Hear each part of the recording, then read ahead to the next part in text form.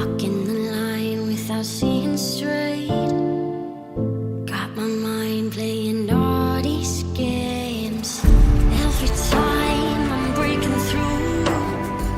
도연이 사고처럼 명확하게 정황 증거들이 모든 급발진의 일부를 다 가지고 있는 정황 증거들을 지금까지 없었거든요. At the end of all this, I'm still here at the end of all this. Stay as I breathe, swept beneath my feet, wanting it to fade out. Taking all of me, never gonna leave, wanting it to fade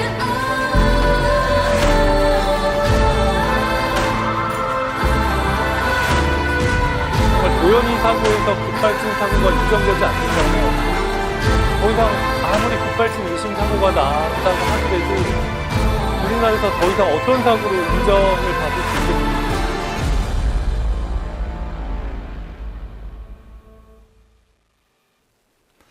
2022년 12월 급발진 의심사고로 12살 이도현 군이 세상을 떠나고 운전자였던 할머니도 크게 다쳤습니다. 사고 당시 차량의 급발진 여부를 두고 재판이 계속되고 있는 가운데 오늘 사고 현장에서 재현 시험이 진행됩니다. 어떻게 이루어지고 또 재판에는 어떤 영향을 미칠지 전문가와 알아보겠습니다. 정경일 변호사와 함께합니다. 어서 오십시오. 네, 안녕하세요. 네, 나와주셔서 고맙습니다. 자, 그러니까 쟁점은 차량 결함이냐, 운전자 조작 실수냐 이 점이잖아요. 이제 네. 이걸 알아보기 위해서 오늘 오후에 검증 시험을 한다고 하는데, 네네. 자, 우선 같은 장소에서 똑같은 조건으로 이렇게 교통사고 현장을 검증하는 건 처음 보는 것 같거든요. 네, 이게 맞습니다. 어떻게 진행되는 겁니까? 지금 국가수에서 먼저 EDR 사고장치 기록을 분석한 바가 있습니다. 네. 하지만 그와 같은 기록 분석 결과는 사고 당시 상황을 기록한 장치를 분석한 것에 불과합니다. 예, 예. 그 EDR 기록 자체에서 결과로는 그 브레이크를 밟은 것이 아니라 풀악셀을 밟았고 브레이크를 밟지 못할 뭐 어떤 기계적인 결함이 있었던 것은 아니다. 쉽게 말해서 차량은 아무런 문제가 없고 예. 운전자가 브레이크가 아닌 악셀을 밟았다라는 아. 결과였는데 이 건에 대해서 블랙박스 영상이나 CCTV로 비정상적인 주행 행태는 나타나고 있습니다. 예, 예.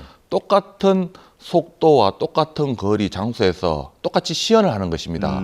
다만 이 부분에 대해서는 원고 측이 차량을 제공하고 예. 피고 측이라는 제조사에서는 이 진단기, 그러니까 속도에 관련된 진단기를 장착한 상태에서 그러면 그 기록이 EDR이 아닌 이 예. 기록지에 기록된 기록하고 아. 과거 사고 났을 때의 EDR 기록지를 비교를 하면 그 당시와 똑같이 나온다. 예. 그러면 그 당시 차량이 문제가 없었다라고 볼 수도 있겠고 이게 다르다. 그러면 국가수의 어떤 운전자에게 잘못이 있다라는 그 감정 결과 자체를 배척시킬 수도 있기 때문에 예, 예. 또 다른 이 결과에 따라서 원고에게 유리할 수도 있고 피고에게도 유리할 수도 있는 감정 결과라고 할 수 있겠습니다. 그렇군요. 자, 그런데 살펴보니까 이 처음에 경찰이 이 할머니에 대해서는 무혐의를, 그러니까 불송치를 했더라고요. 네네네. 그리고 검찰이 재수사 요청을 했던 건데 네.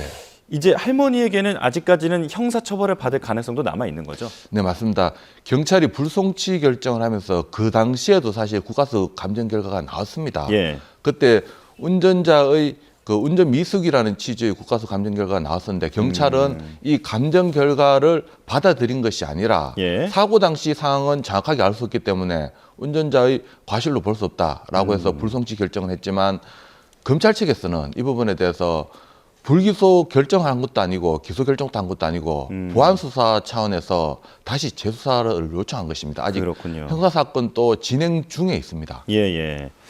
자, 그렇다면 이제 하나씩 짚어보겠습니다. 먼저 페달 작동을 잘못한 건지 아닌지, 그러니까 운전자의 실수 가능성은 어떻게 확인할 수 있는 겁니까? 네, 결국 이번 감정 결과에서 속도하고 RPM하고 가속 페달 장치 그리고 또 기어 변속 단수 등에 대한 정보를 확보할 것입니다. 예.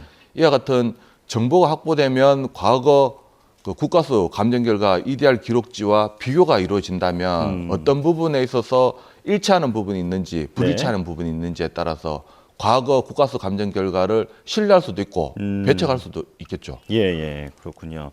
자, 그리고 또 차량이 급가속한 직후에 앞서가던 모닝차를 추돌하고 네. 그 이후에도 한참 주행하지 않았습니까? 네네네. 이 추돌이 어떤 영향을 줬을 수도 있을 것 같은데 네. 이 상황도 재현한다면서요? 네, 맞습니다. 이 상황에 대해서도 블랙박스 영상하고 그 음성을 들어보면 1차 추돌 직전에 굉음이 들립니다. 굉음이 들리다가 갑자기 또 추돌하고 난 뒤에 그때부터는 굉음뿐만 아니라 급가속까지 하게 됩니다. 이 부분에 대해서 국가수에서는 어떻게 진단을 내렸냐 하면 예. 추돌하기 전에는 중립기어인 상태에서 추돌 직전에 주행 레버로 바뀌었다. 기어 변속이 있었다라고 이야기했었고 또 그 전에 한번 음량 분석 감정이 있었습니다. 이때는 기어 변속하는 소리는 들리지 않았다라는 취지의 감정 결과가 있었습니다. 예. 이와 같이 상치되는 부분이 있는데 이번에도 똑같이 재현을 해서 그 당시에 어떤 RPM 속도 분석으로 기어 변속이 있었는지도 한번 확인하겠다고 합니다. 결국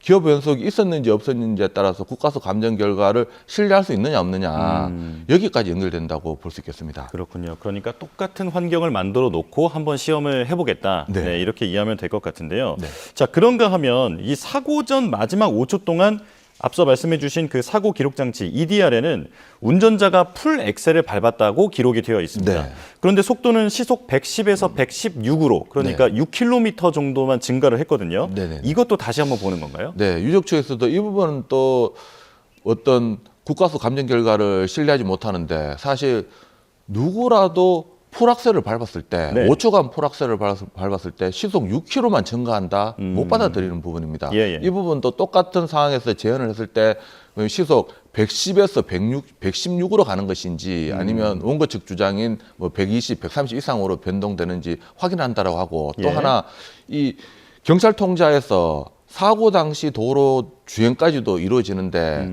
이 사고는 사실 한 30초간 이루어졌습니다. 예. 급가속이 30초간 이루어졌는데 과연 일반 운전자가 30초간 풀악셀을 밟는 것이 가능한가?